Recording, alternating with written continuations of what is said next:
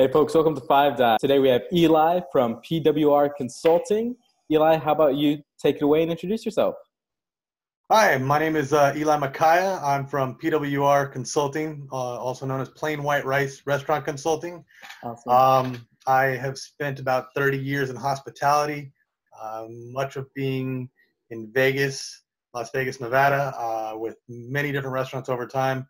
The last couple of restaurants I've taken care of, those such as Tao Group here in Las Vegas, as well as LA.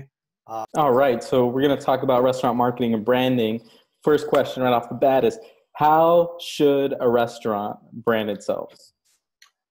Well, they need to find what they're really good at. What's the center of their restaurant? What their focus is going to be, the niche marketing of it. It's whether it's their food, their atmosphere, their employees, their location, whatever it is they're going after, they need to focus on that one thing. A lot of times it is food. I like to make people think of it as owning a food truck and really branching out from there. When you own a food truck, you only able to create limited items, and those are the items that you're extremely well versed at, that you make better than anybody else.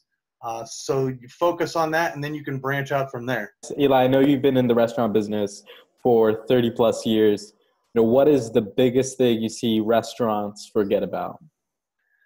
Something called the internal guest. A few years ago, well, I'd probably have to say about 10 years ago, I heard the phrase internal guest, and I wasn't quite sure what it meant. Neither am I. A lot of people don't. It's your employees. They're just as much of a guest coming to your establishment and coming to work for you or with you as the person you're taking care of. If you focus on taking care of, say you have 10 employees, if you focus on taking care of those 10 employees will take care of 100 guests a night. And you don't have to worry about taking care of those guests because those employees are going to take it. By doing so, I mean not, hey, you can have whatever day off you want, but really focusing on that they have the knowledge to be able to take care of their guests, to make sure that if something does happen, that you do help them out. If somebody has an actual family emergency, that you let them take the day off and give them the support they need versus no. You see a lot of businesses that are so hard on their employees and their employees quit. And the highest cost in any business establishment, whether it's restaurant or anything else you do, is training new employees. I've got one more question for you. What would be like the three most immediate things you'll look at? And you could say like, these are the most common problems that you try to help a restaurant address. A lot of structure. People, the first one is always structure. There's rules and there's guidelines. And one of the things that when you walk into a place or restaurant or any hospitality area, you notice that there's guidelines, and some of those guidelines have to be bent, not breaking the law, but bent to be able to accommodate situations. And a lot of managers and of such think those are rules and that you have to follow those. So they don't have the structure that they need in order to be able to be successful. That's a first one that I see a lot of times. The second one I see is a lot of waste. When you start wasting food or booze or whatever it is you're wasting, you start to realize that you're losing money. I'll give an example of flair bartending.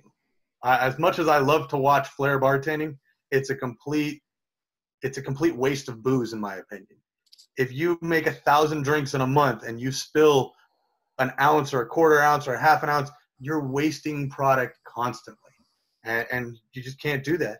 With the food side of it, I see a lot of the menus are too big and they have too many ingredients. And so they're not making enough dishes to be able to support those. And so they're wasting proteins and vegetables. And not only is it the wasting money, but that could actually be used to go to somebody who actually needs it. Right. In that aspect. And the third one, it goes back to that internal guest. They focus on being, bosses versus leaders. And you really have to go out and show a team how to be able to do it before you can expect them to do it. Eli, I really appreciate you coming on the show. For the folks out there, you can catch Five Dive again tomorrow.